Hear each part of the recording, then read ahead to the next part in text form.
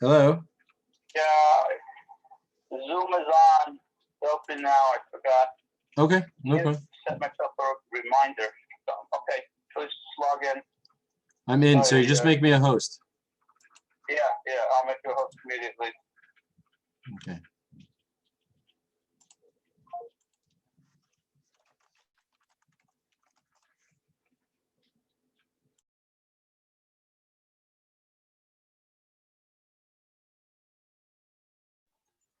Sorry, everybody, for the delay. It's my fault. Probably word here. I forgot to turn it on the Zoom. We're ready to go. Yaakov, it's all yours. Okay.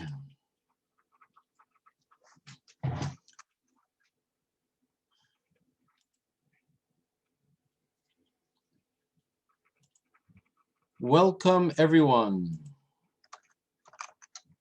This week, today's session is going to be all about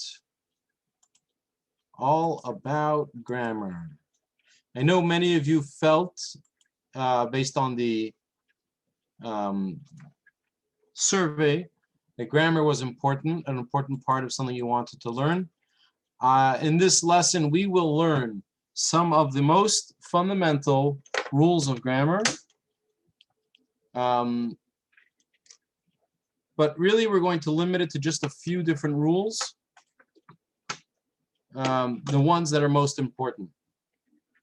More than that is really unnecessary. I mean, it's not, there's no harm in learning additional grammar. But for the type of writing you'll be doing, this is pretty much what you'll need to know. Okay.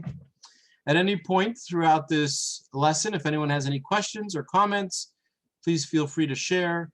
And when we are done going through the grammar rules, if anyone has a piece of writing that they would like to share, we can edit it, go through the process we did last week. Just quick review what we did last week. The process was to identify every point that you've written in your essay, in your letter or mode of communication, so that you are super clear about the points you are making. So what is each sentence or every group of sentences? How many points are you making? How clear are those points? And can you write them in simpler, cleaner, clearer English? Always, your goal is always going to be clarity over all else. So if you have a choice, you want to sit down and think about this point that I've identified 5 points in my letter. Is every point as clear as possible? In the letter that we edited last week, that someone graciously posted, we were able to identify how the story in the letter, right, the issue that was being explained, we were able to narrow that down to fewer words into a clearer message. And what you really want to do is, how can I write this in the fewest words possible without missing any important information, any vital information? You don't want to cut it down that you're missing information, but you don't want to keep extra unnecessary additional information either. So always your exercise should be, what are the points that I'm making? Are the points super clear? Can I cut them down to fewer words so that it is clear and crystal what I am trying to say? Okay, let's go to the polishing. We call grammar edits polishing, and we said we don't want to work on spelling and grammar in the beginning of our edit because we might move sentences around or paragraphs around. We might move points around. So there's no point in editing all the grammar until later on, when you know that this is going to be the structure of your letter. You know, these are the words that you want to use. These are the sharper words, not fancier words, but sharper words. And we're not going to do that until we get all the way till the end. Now we know that nothing is changing. Now I'll fix the grammar. Okay.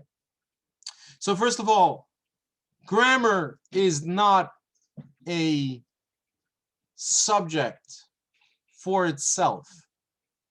There's no value in knowing a lot of grammar unless you're writing. The point of grammar is to help with clarity of what you're trying to say. And here's a cute joke that is often passed around when talking about grammar. It has two sentences. They both have the exact same words.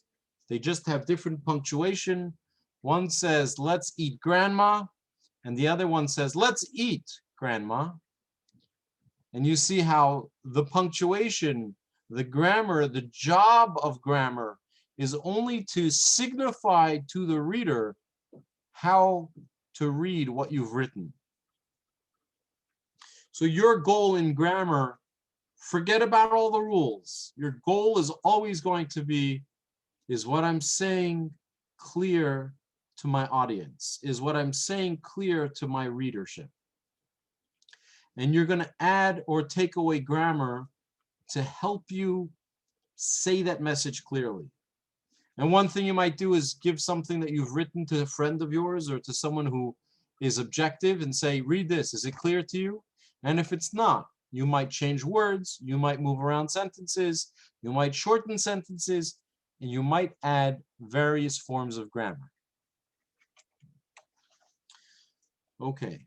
One element that we're going to talk about that's going to make your writing a lot more professional is active versus passive voice. Active voice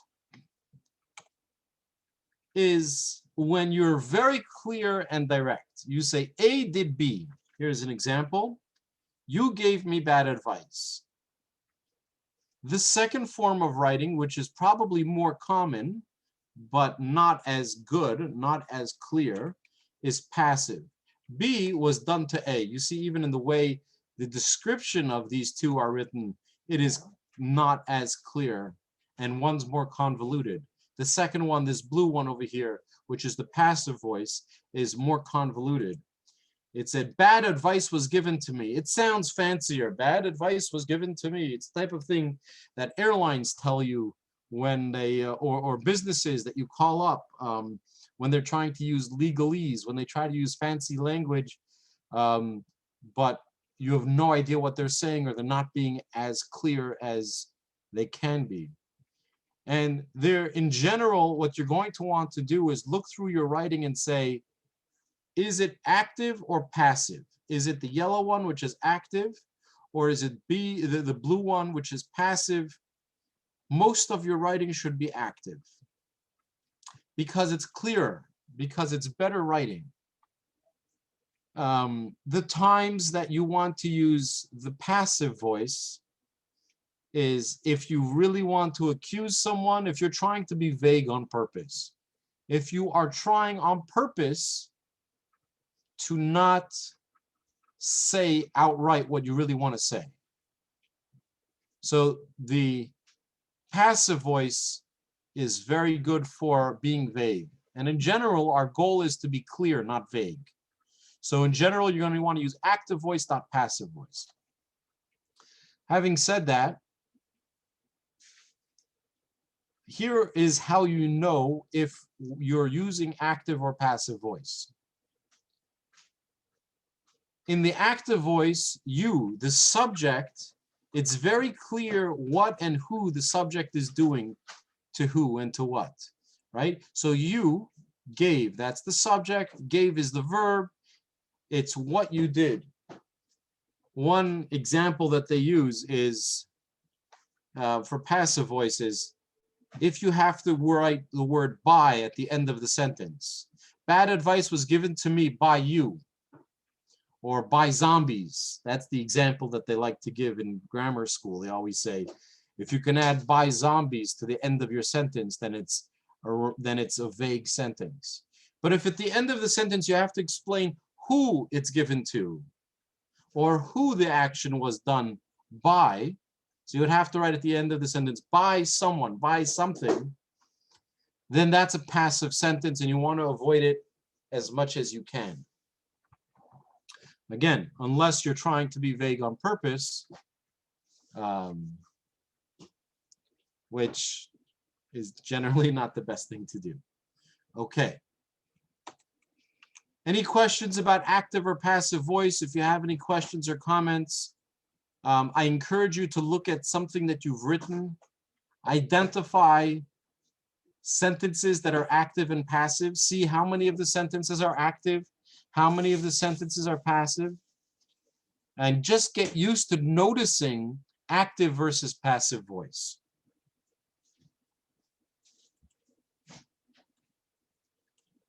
Okay, if you have any questions or comments, please let me know so that I can address them.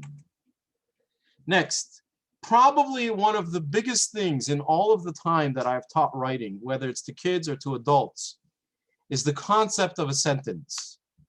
I find that people are often very confused about what a sentence is. And they might know what I'm about to say, but still, when it comes to writing, it's still confusing. So the simple thing is, a sentence is a group of words that give one complete thought. If I tell you a sentence that has a subject and a predicate, I went to the store, that's my subject. The blue one is my subject. The green one is my predicate, went to the store. The subject is the noun. The predicate is the verb. Went is the verb, it's the action.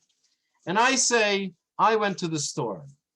If I say, I went to the store and I bought 10 tomatoes, that's not one thought, that's two thoughts.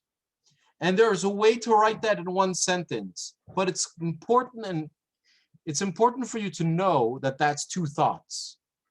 And I find that people have a hard time identifying the difference between one thought and two thoughts. Whenever you're looking at a sentence, you're going to want to recognize how many thoughts they are, even if you're putting it into the same sentence, which we'll learn soon how to do that.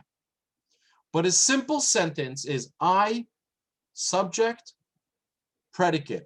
I, subject, noun, verb, did something.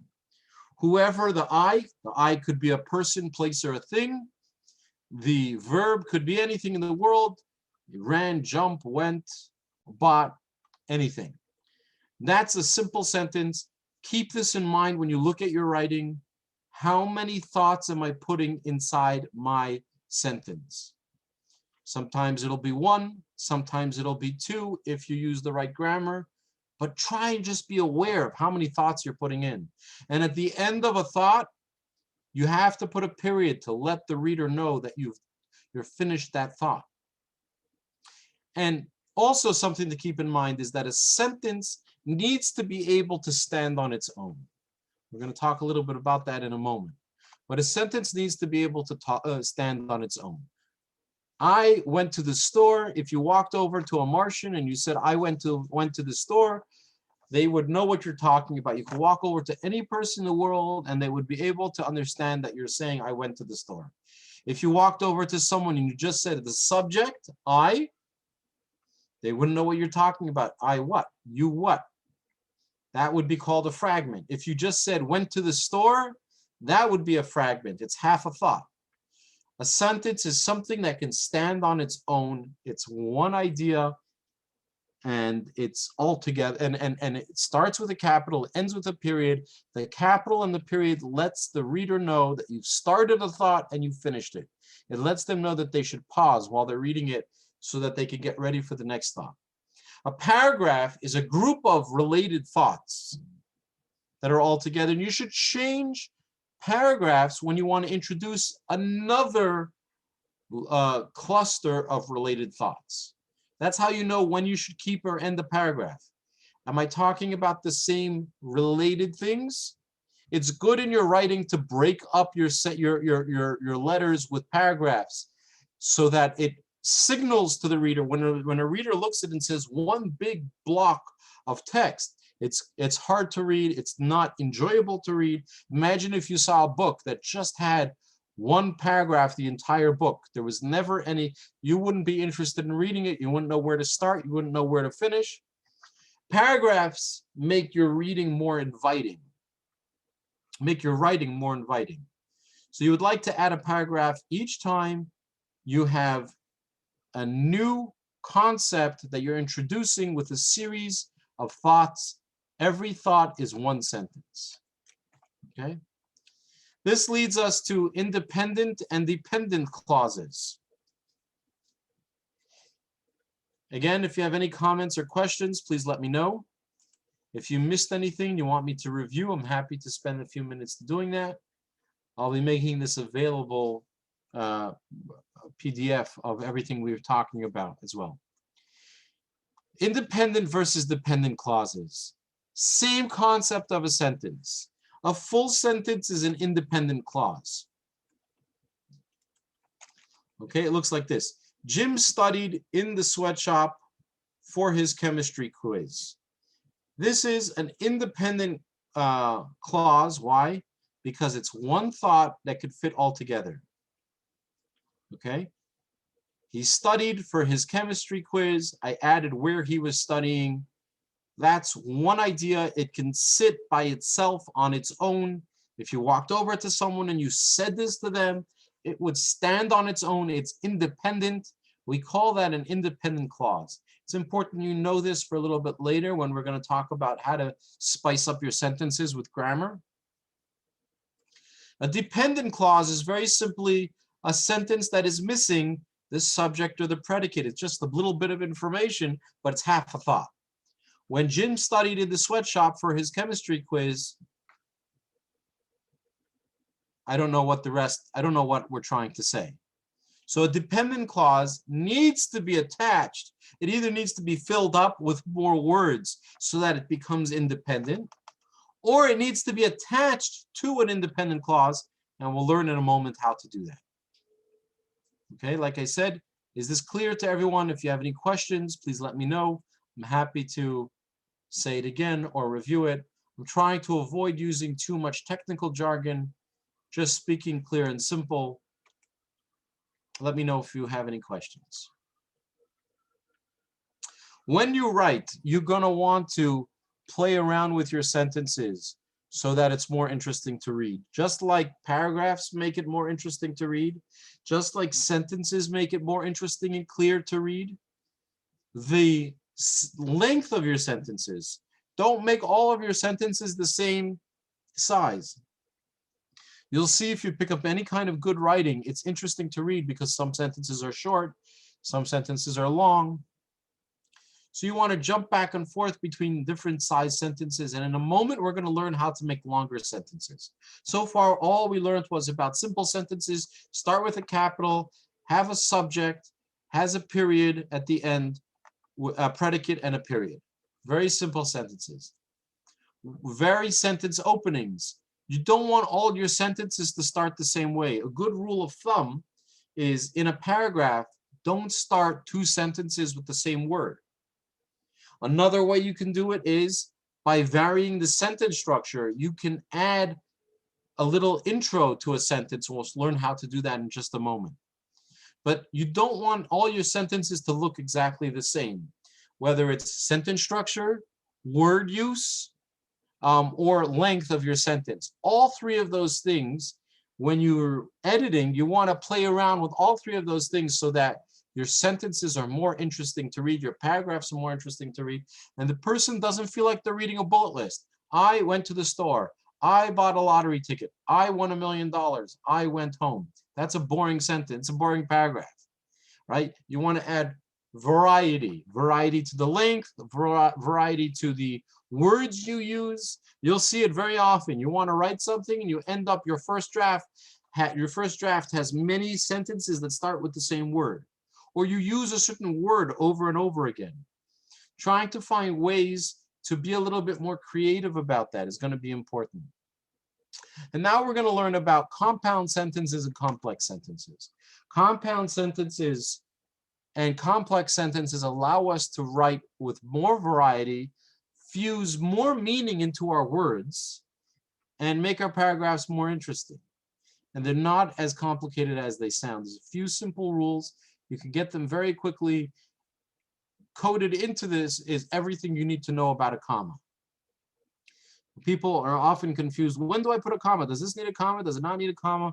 I'm going to show you in the next few slides when you use a comma.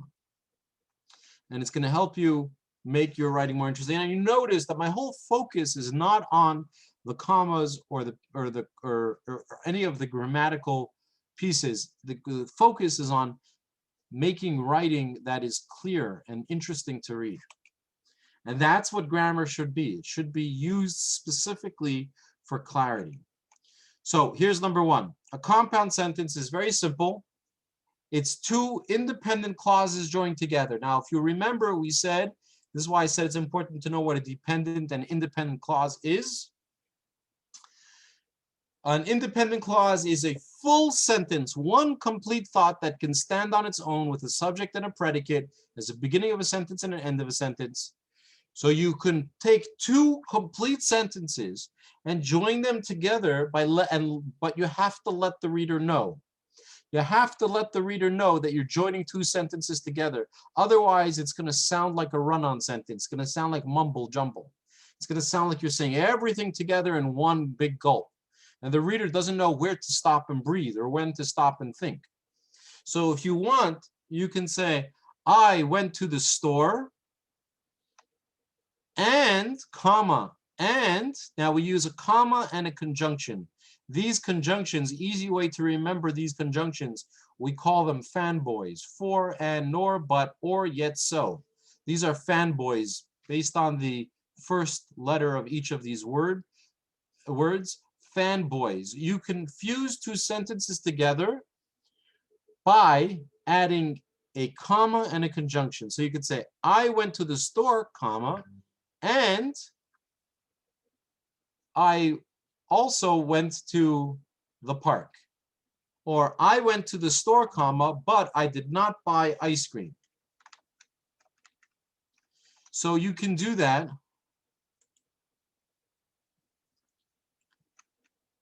You can do that, but it's important that if you're going to fuse two sentences together, it's important that you let the reader know by using a comma and a conjunction. So I invite you to look at anything that you've written in the past and say to yourself, look and see if you ever have anything with two sentences fused together, if it's missing a comma and a conjunction. Or another thing I invite you to do is look at any book, pick up any book or read any letter and see if you could find a compound sentence.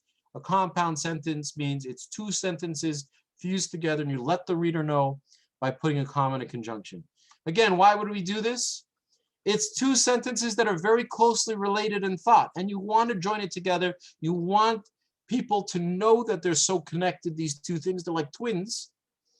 And you want the reader to feel like not all your sentences are, I went to the store, I found a ball. You want your sentences to have some variety and some interest, so you'll write a compound sentence. The next kind of sentence would be a complex sentence.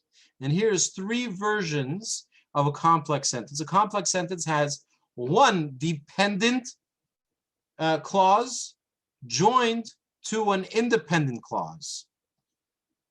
So let's look at these three examples over here.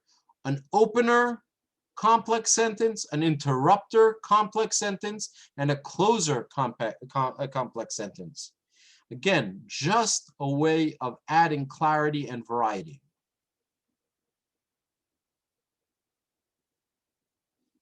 And does not serve as a comma. No. The question is, does and serve as a comma? And does not serve as a comma. But don't put a comma every time you have the word and. You're only going to want to use a comma. You're only going to want to, thank you for that question. You only want to use a comma when, we'll talk about the few examples, but one is here, compound sentences, when you're fusing two complete sentences together. Complex sentences, when you're fusing a dependent and independent, which means a full sentence and half a sentence together. And then there's one more, which I didn't put in here, called the serial comma, which I'm going to add actually while we're talking. I'll add it in so we can look at that slide too.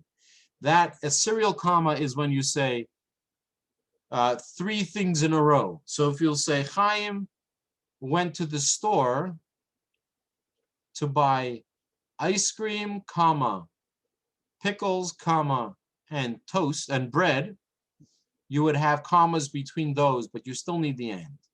Again, I'll make a slide for that so you could see it. Complex sentences has dependent and independent. So here's my dependent and independent. The dog approached me is a full sentence. If you walk, how do you know it's a full sentence? How do you know it's an independent clause? Because if you walked over to someone and you say, the dog approached me, would they understand what you're saying? Yes, they would understand what you're saying. It has a subject, the dog, and the verb, the pronoun, the predicate is approached me. It came close to me. Now, if I want to add some interest to my sentence, I might add this little nugget of information, wagging its tail, comma. Now, that's not really part of the sentence. A little nugget of information that I'm adding to the sentence. And you'll see this once upon a time, comma, and then you'll have a full sentence. So we're adding this dependent clause, a little nugget of information that is related to what we're saying, but it's not the point that we're making. We're adding it to our sentence. You can always do that, whether you're doing that in the middle of the sentence, we call that an interrupter, the beginning of your sentence, or a closer. This adds variety. It also helps you put what you're most focused on. You can emphasize, allow the emphasis to be in the beginning of the sentence, middle of the sentence, or end of the sentence. In this case, in the interrupter, you would say the dog, and then you have a comma, 2 commas over here to just let the reader know, by the way, I just want to tell you he was wagging his tail. The dog wagging its tail approached me. Okay, the wagging its tail is extra information. How do you know it's extra information? You can put it in any place in the sentence. If you can take the information out and put it anywhere in the sentence, then it's an extra nugget of information. It's not particularly the main point that you're saying, and you can let the reader know by adding a comma. If you put it in the beginning of the sentence, you'll put a comma at the end. If it's at the end of the sentence, you'll put a comma at the beginning of the dependent clause. And if you're adding this nugget of information to the middle of the sentence, you would add it in the middle of the sentence with 2 commas, a comma before and a comma after. Always when you write a comma, the comma is close to the last word with a space and then the next word. And just keep in mind, things like capitalization or proper spacing, we'll talk in a moment when you capitalize things. It talks to your presentation and intelligence.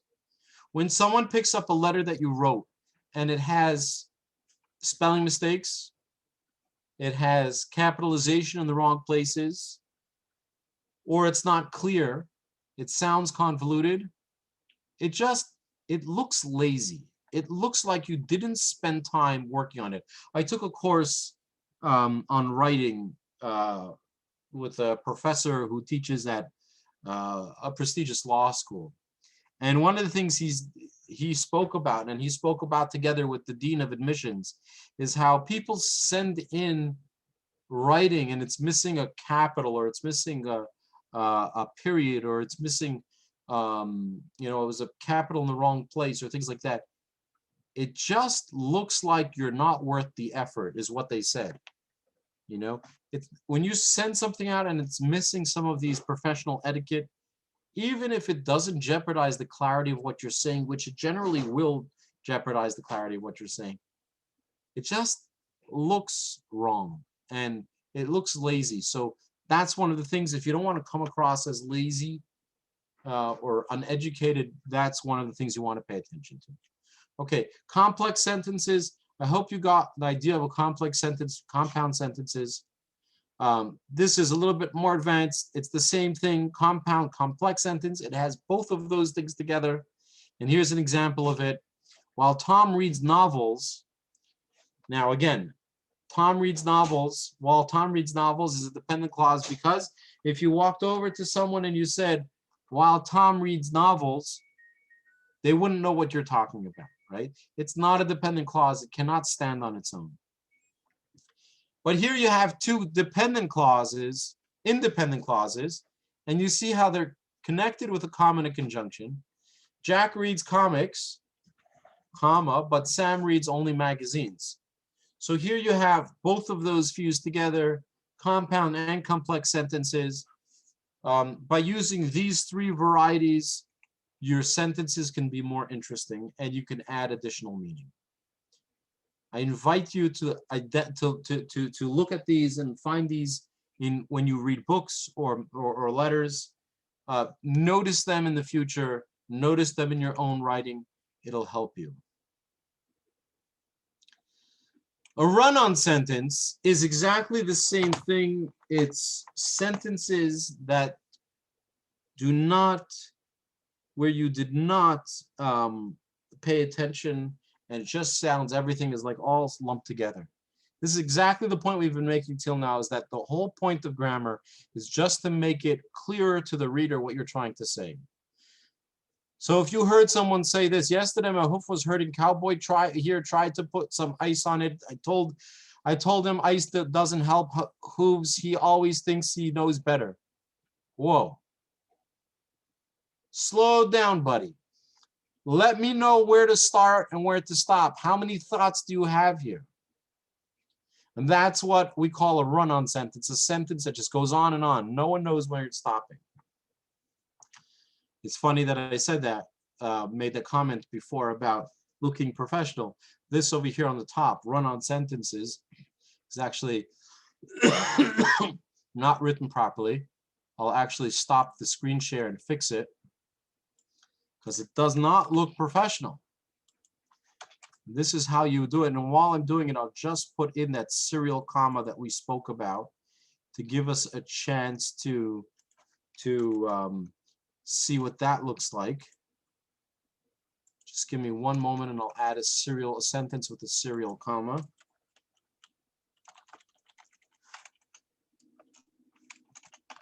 Just give me one moment and I'll just put here in one.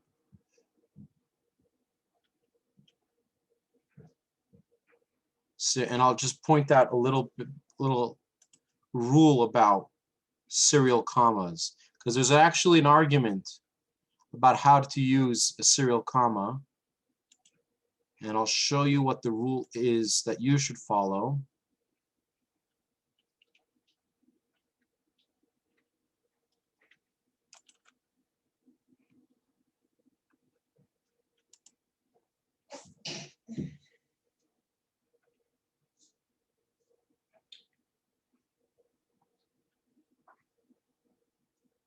Okay, here we go.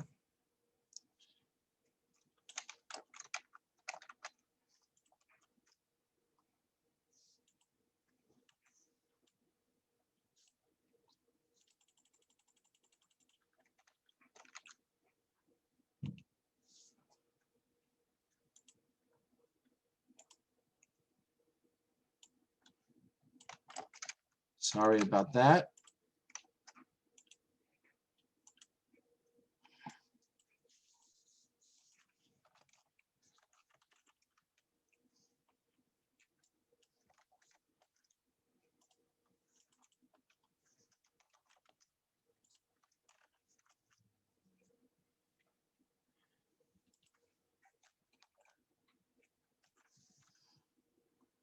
Okay. Okay, I'm back. Okay. Let me just share the screen.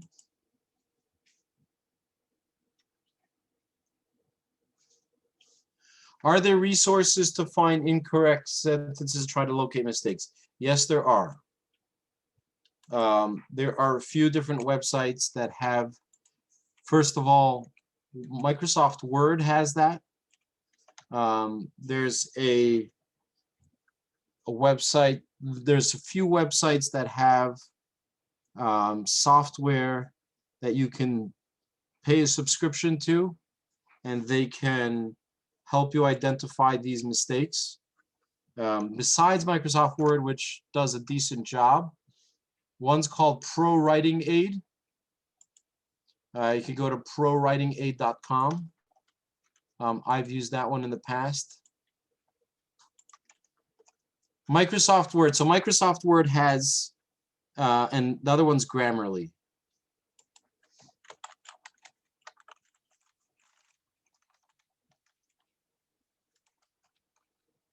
Grammarly. These are the two that I know of. I've actually used Pro Writing Aid and I found it quite useful. Microsoft Word has two squiggly lines under your words. The red ones are for spelling mistakes, and the blue ones are for grammar mistakes. And usually, if you have a blue squiggly line and you right-click on it, it'll tell you what it thinks the mistake is. If you go into your Microsoft Word settings, you can tell it to be more aggressive or less aggressive about helping you with grammar, like which rules you want it to pay attention to. Okay, run-on sentence. So we have this sentence that has too much information in it, and you have two choices. Choice number one is you can split them up into 3 sentences. So it now has each point on its own, divided on its own. That's one way of fixing a run-on sentence. Yesterday, my hoof was hurting, period. Capital, cowboy here tried to put some ice on it, period.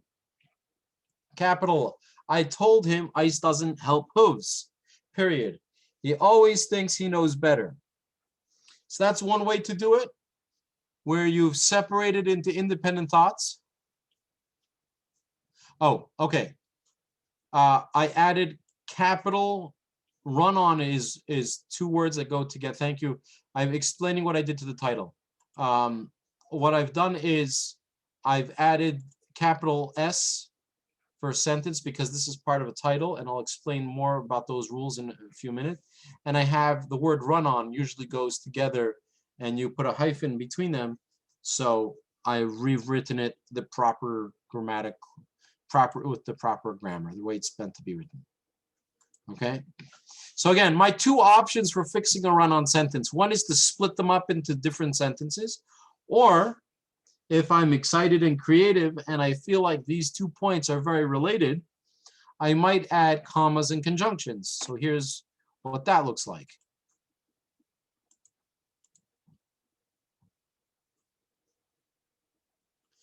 Okay, commas after the word cowboy here is because, why is there a comma after cowboy here? It was a stylistic choice. If you wrote it without it, would be cowboy here tried to put on some ice on it. If I would have written cowboy tried to put some ice on it, then I didn't need the comma.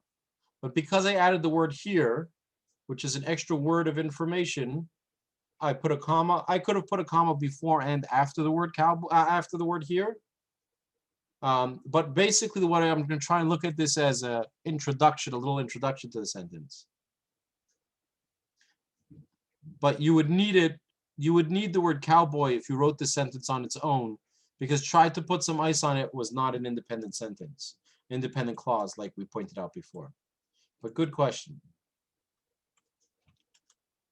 And then the other option is if I wrote it this way. Yesterday, my hoof was hurting, and cowboy here tried to put some ice on it. I told him ice doesn't help hooves, common conjunction, but he always thinks he knows better. So these are your 2 ways to fix your sentences, either by adding a comma and a conjunction to show the reader that it's 2 separate sentences, or by adding a period and a capital to split the sentences up into separate complete sentences. Okay, so that's how you fix run-on sentences. We're basically saying everything we've said till now, just in different ways, from different angles, so that you can understand it a little bit better. And this is a list of conjunctions that you would use when you're connecting 2 sentences together. We listened eagerly, comma, for he brought news of our families. It says a little bit poetic. You wouldn't typically write that way. She didn't speak to anyone, comma, and nobody spoke to her. I don't expect children to be rude, comma, nor do I expect to be disobeyed. They rushed to the hospital, comma, but they were too late. I will go shopping, comma, or I will go camping. Again, all of these have one thing in common. It's two complete sentences attached together. Kelly was a convicted criminal, comma, yet many people admired him.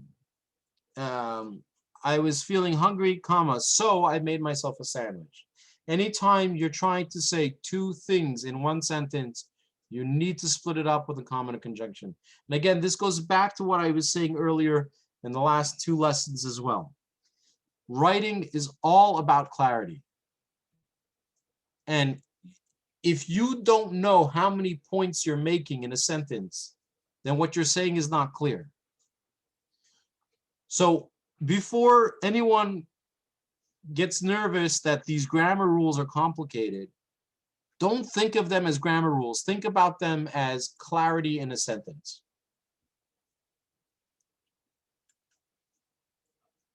Nor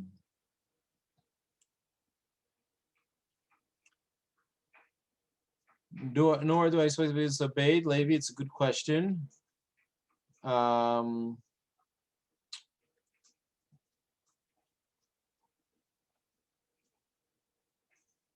It's a good question. I'm not sure why it was written like that. That's probably a mistake.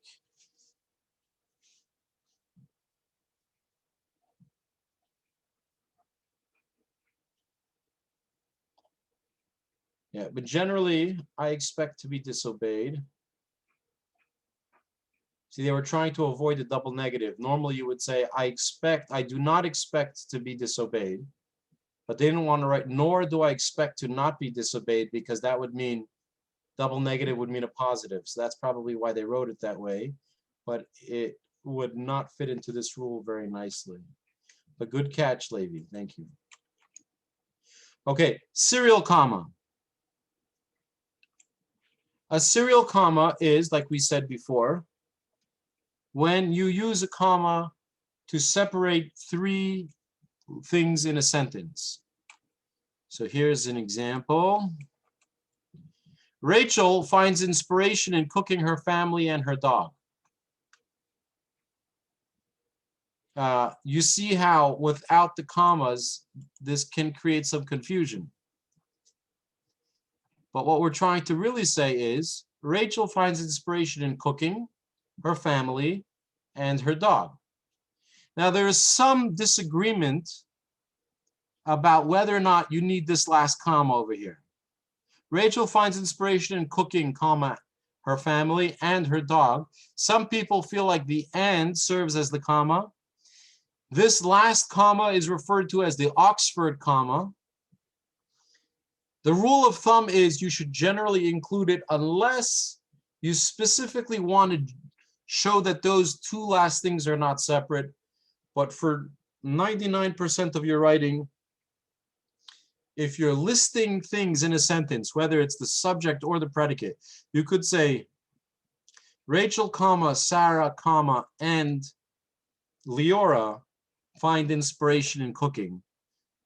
Anytime you're saying more than two things in a sentence, you're going to want to add a comma between them. When it's three things, at least three, you're going to want to separate them with commas so that it's clear. And you see how that's really important.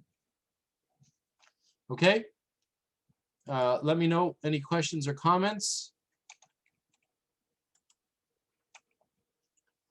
Transition words. We mentioned earlier in one of the slides that you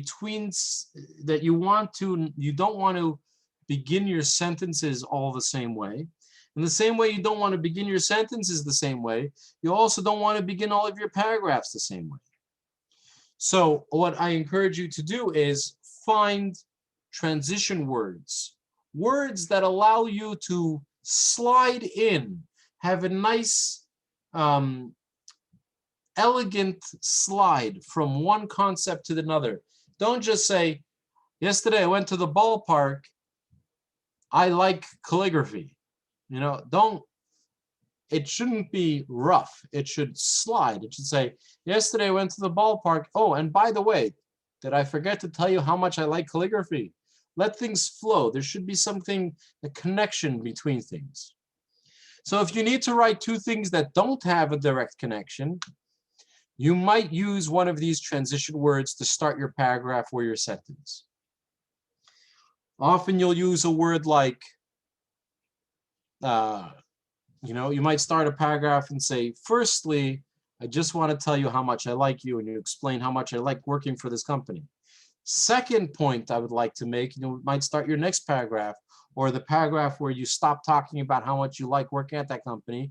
And now you might start your second paragraph, the next paragraph talking about an issue that you found. Secondly, I think that there is an issue existing in this company.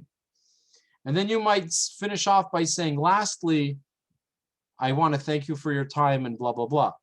So by letting the reader navigate, by giving them these little pieces of information and not just going from talking about how much you like the company to how much you hate the issues in the company, without stopping in the middle to give some kind of word that signals to the reader, by the way, I'm switching to another thing now.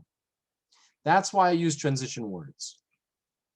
This is not a complete list of transition words by any stretch of the imagination. You can Google transition words, you'll find oodles of words. You'll find lists all over the place. So I'd be happy to share this list with you. If you'd like, I could share a link of words. But you just think about the concept. Before you start saying something, just ease into it. Let the reader know that you're starting. But try not to be too cheesy. Like sometimes people go overboard with these things. And then it's like if you say something that is so obvious that you don't have to say.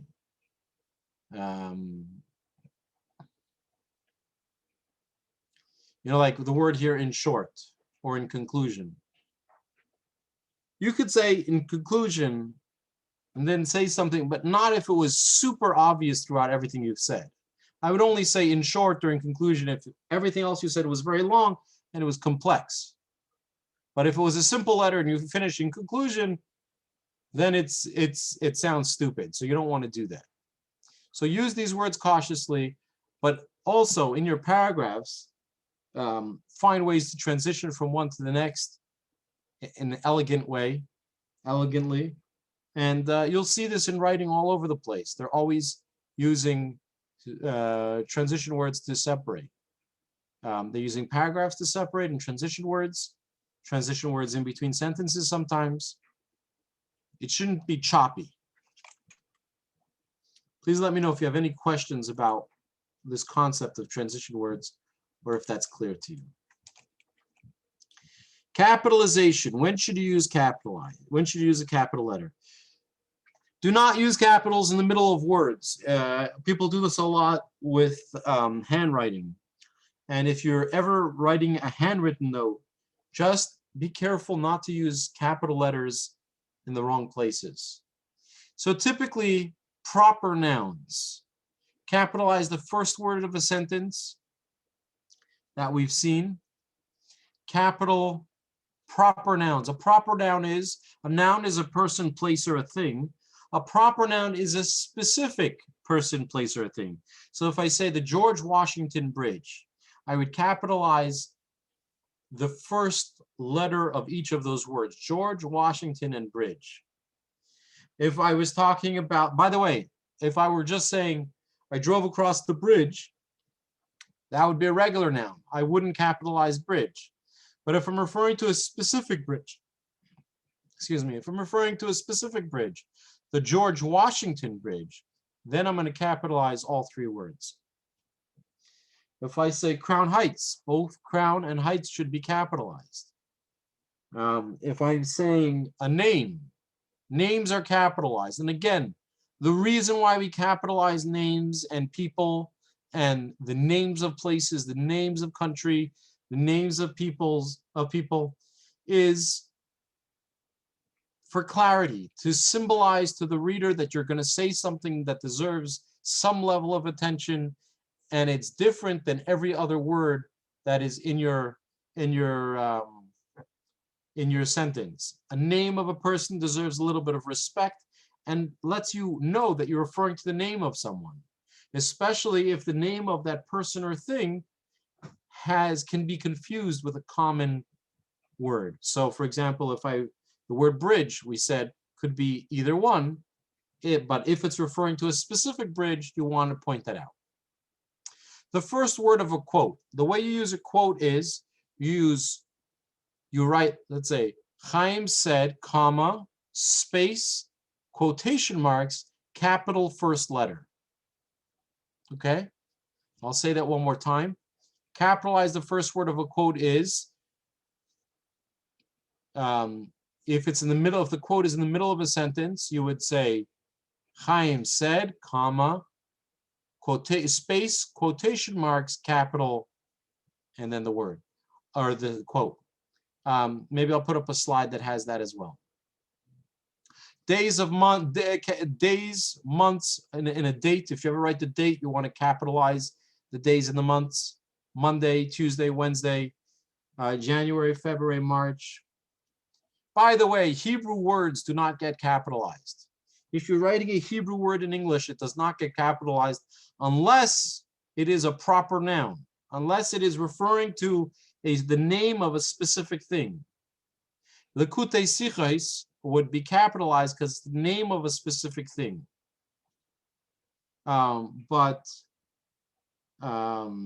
Averos or mitzvahs, for example, wouldn't be capitalized. Torah would be capital. Well, Torah depends, not necessarily. It depends if you're referring to the Torah as the book of the Torah, or if you're referring to just Torah in general. So again, it could be tricky sometimes when it's a proper noun or when it's a common noun. If you're referring to a specific thing, it's a proper noun.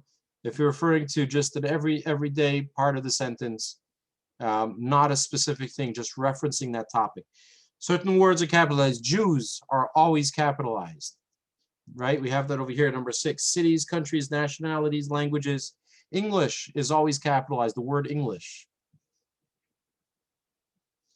So we have over here, holidays are capitalized, months are capitalized, days are capitalized, but not season. You wouldn't say fall or winter is capitalized. Those are common nouns.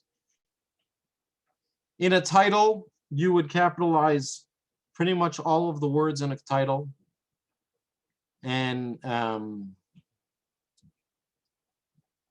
time periods or events. So if you said the Cold War, or if you said the Civil War, if you said in the Byzantine era, you would refer to it with capital. That's what number 7 over here refers to. Okay, another common grammatical mistake that exists, that is often made, is consistency. You want to make sure that you keep the same tense, you keep the same pronoun, you keep the same, yes, also the word era. If you're referring to, thank you, Levi, if you're referring to a specific era, if you're saying the Byzantine era, you would capitalize the word era as well. But if you were just talking about an era in general, you wouldn't. Okay? If it's part of the name that you're referring to. If era is not part of the name, then you wouldn't. Okay, consistency. I saw this in the letter that we edited last week. And it's very common. One reason that I like living in the city is that you always have a wide choice of sports events to attend. Do you notice how this writer wrote I and then switched to you in the middle of the sentence? This is very common. What you want to write is, one reason that I like living in the city is that I always have a wide choice of sports events to attend. So consistency is important. Throughout your paragraph, don't switch tenses. Don't switch from past tense to current tense. Like past tense words. And don't switch pronouns. This is what we call switching pronouns. Want to do your best to be as consistent as possible without jumping around. Here's also another point, and I think this is really more for the next class, is when you write a letter, this is just the proper form. You'll write the person's address on the top, the date. Sometimes people write the date on the right side. That's also fine. Sorry, the address, you're writing your address on top, the date, the address of the person you're writing to, the person's name, and usually you would put a comma at the end. I'm not sure why they put a colon. You can choose to either indent or not indent. Dear is not indented, by the way. Only the paragraphs are indented.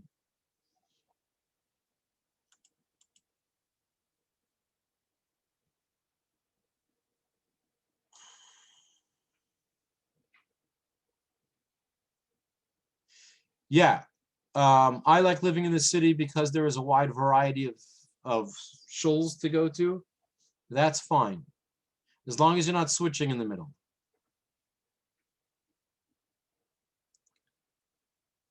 Okay, and then you'll finish off a letter, especially if you don't know the person. It's great to write sincerely, comma, and then your name. We write the comma because we write the comma after the last salutation, the last greeting. And sincerely is a good protocol if you don't know the person.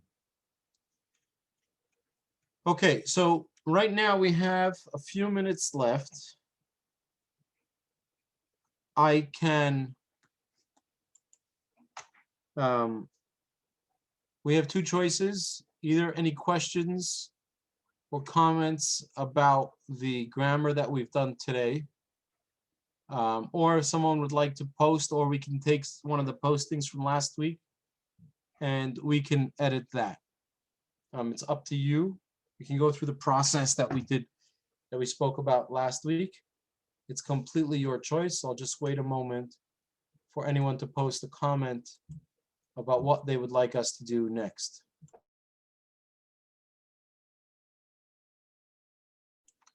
Yeah, you don't have to put 4 lines between sincerely and the name.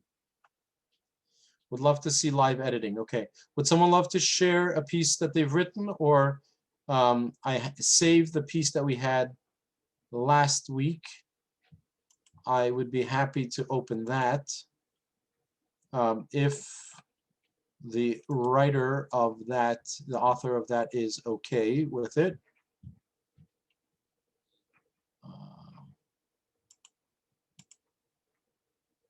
Okay, sure.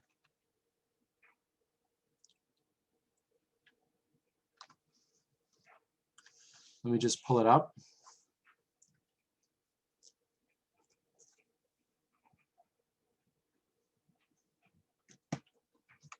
Give me one moment.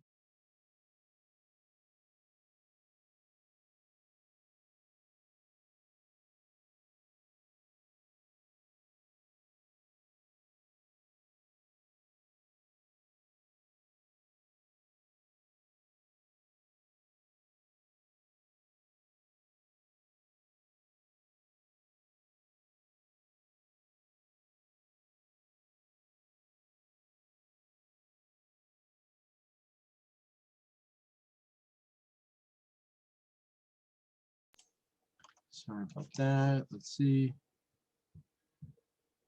Okay, last week we edited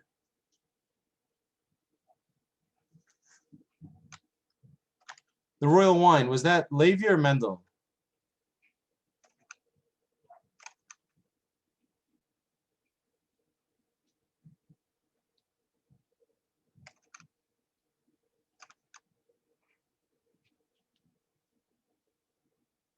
Miss Silvers, so that was you, Mendel. Okay. Miss Silversmith, was that who was that about? I apologize about the mix-up.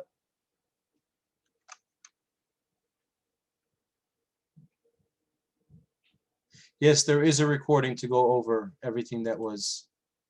Yes. Yes, Rabbi Wordy has them, and we'll be sharing that, I believe. Okay.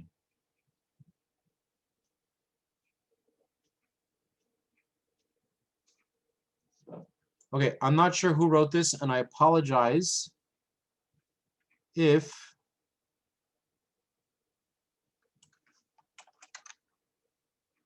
the mix-up letter. Levi, do you mind if I post that? Is that okay?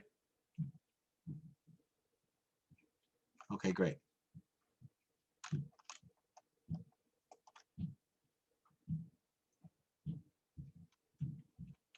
I'm not sure if I have the whole letter here. Let's see. Let me.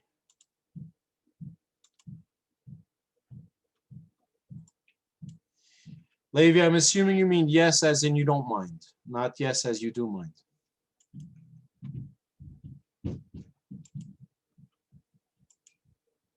I don't know if I have the rest of the letter here. Okay, so here are the points. Okay, thank you, Levi. Here are the points that we have here. I imagine there was a little bit more to this letter. Should I dig around and see if there was more to this letter? I'll start with what I have. Hello, Mrs. Silversmith, Miss Silversmith. I would like to apologize for the mix-up that occurred today. I incorrectly told you that the appliance you wanted was white and not cinnamon, as the label indicated.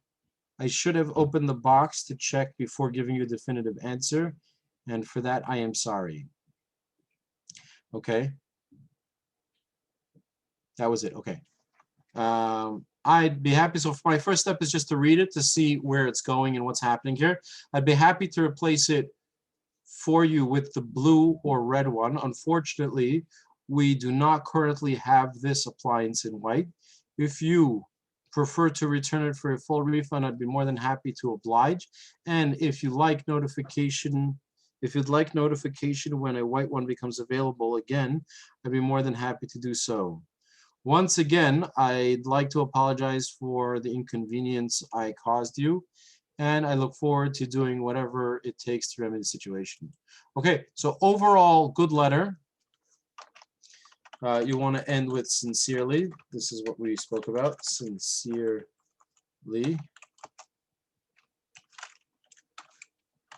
And your name. Okay. I would like to apologize for the mix-up that occurred today. So the first we were saying is, what are the points that we have here? He's apologizing for what happened. Here he's telling you what the issue was. Here is the remedy. Here as well, before the remedy and the issue with the remedy, and closing off with a final apology. As far as structure of your letter, it's very good. Let's just go through and make it a little bit clearer. I would like to apologize for the mix-up that occurred today.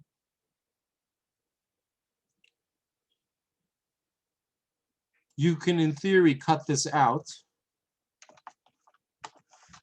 I would like to apologize for the mix-up today. The extra words that occurred probably doesn't add much to the meaning of the sentence. It makes it sound more official because things that occur are official, but it's really not necessary. I incorrectly told you that okay, here's a good rule also. The word that is usually extra. You could usually take out the word that and get away with not having it. I incorrectly told you the appliance you wanted was white and not cinnamon as the label indicated, or as labeled.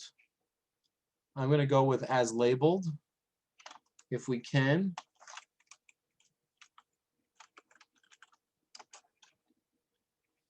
As labeled. I'm going to go with that. Just because if I could take out a few words, I will.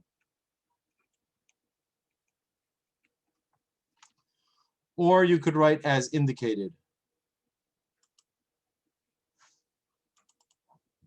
Right? as labeled. Okay, they're not gonna, they don't like it. See, they're telling me that there's a grammar mistake. And here it, by the way, points out what the issue is. But they're just saying that because it looks like I wrote the word label indicated label. I should have opened the box to check before giving a definitive answer. And for that, I am sorry. For that, I am sorry is a complete sentence, is an independent clause. For that, I am sorry. So you could put a comma here. Whoops. You could put a comma here.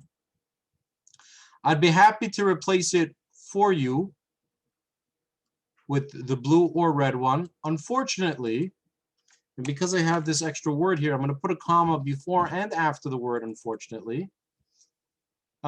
We do not currently have this appliance in white. And keep in mind, these are two sentences fused together. I'd be happy to replace it with you. We'd be happy to replace it for you with the blue red one. But we do not have. Now, normally you would put a comma in a conjunction, but because we put this interrupter word, we can get away without the conjunction. Because otherwise you would say, I'd be happy to replace it for you with the blue one, comma, but we do not currently have this appliance in white. So we use the word unfortunately to replace the conjunction. And we added an extra comma to make this an interrupter. It's a side bit nugget of information that we've added to the sentence. If you prefer to return it for a full refund, I'd be happy to oblige. Okay, and if you'd like, if you would like a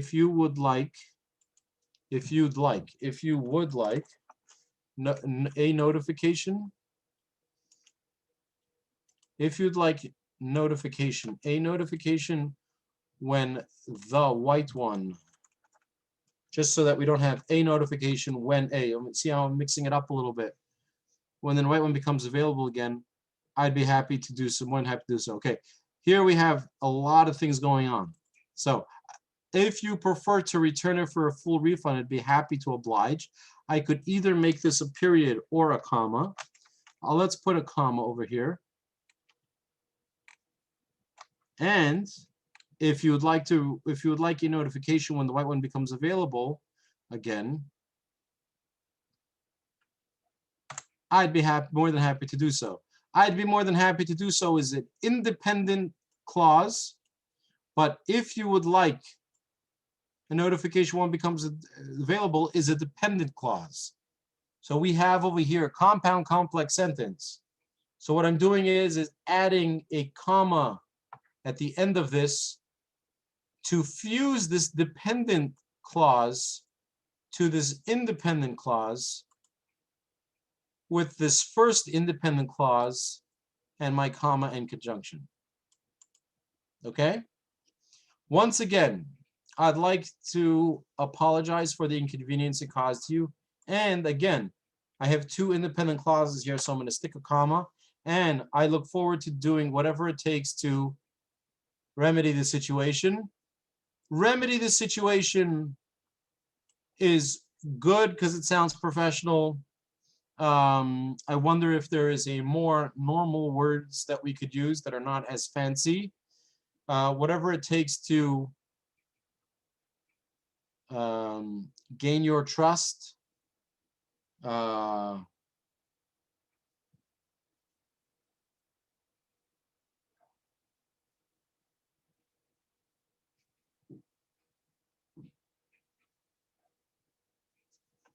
Make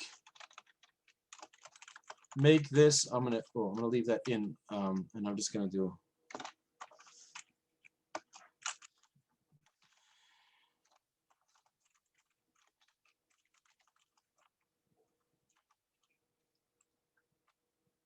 Oh, I had a thought in my head. Whatever it takes to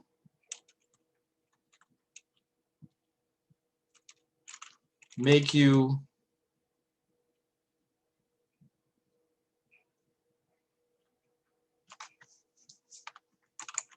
happy about shopping at our store. I look forward to doing whatever it takes to make you happy or confident about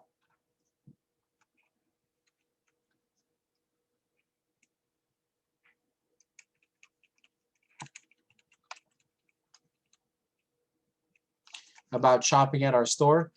Again, remedy the situation sounds cold and impersonal. It sounds like it's company jargon.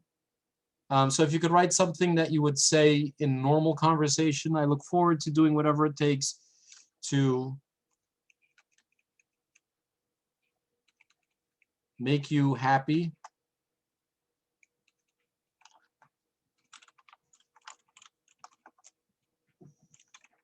Oh, I don't know if you're going to want to make them happy about anything, but to make you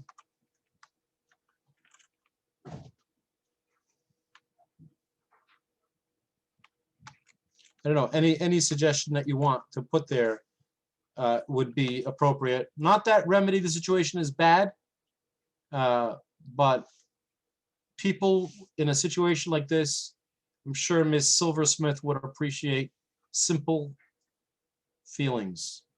Whatever it takes to make you feel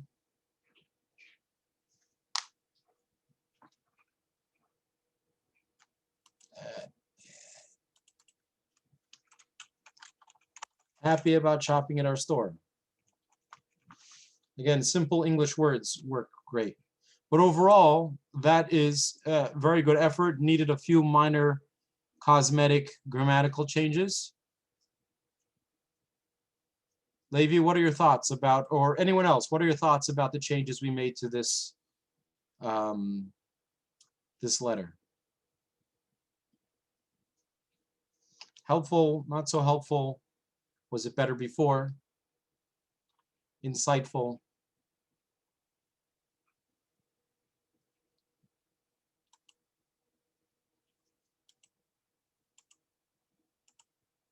We could just do one quick. Yeah, Levi, everyone overuses the word that. I was reading a book about the Mossad, published by a real professional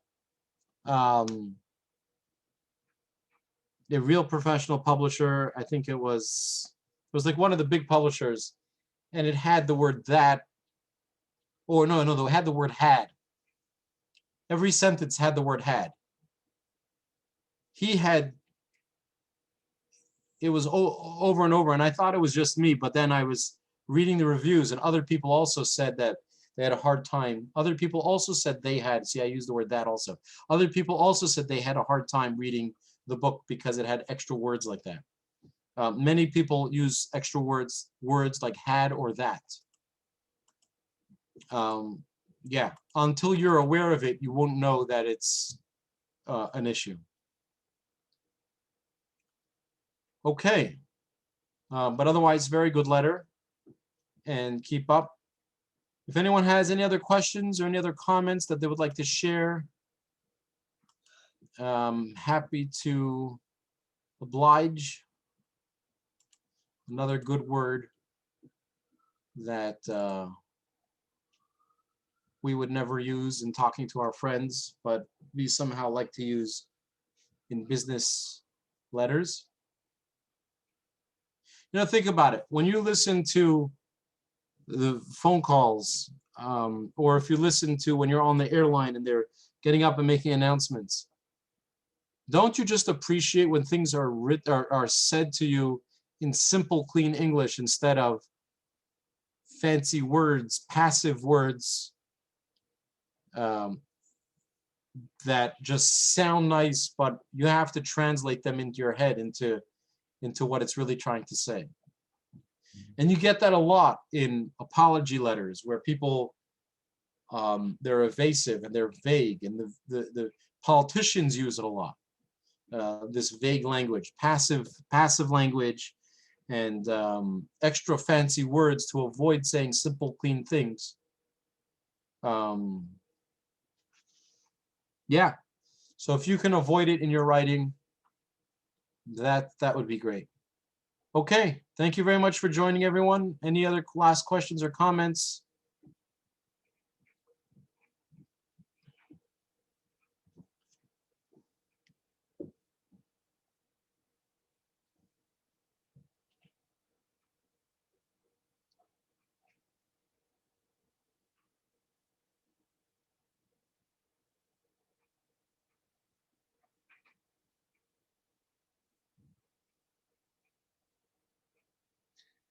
Next lesson will be,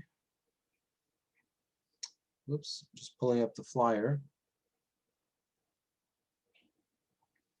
The next lesson will be on persuasive business writing, proposals, and listings. We will review what it takes to write something that is persuasive. Okay, thank you very much, everyone. Have a great night.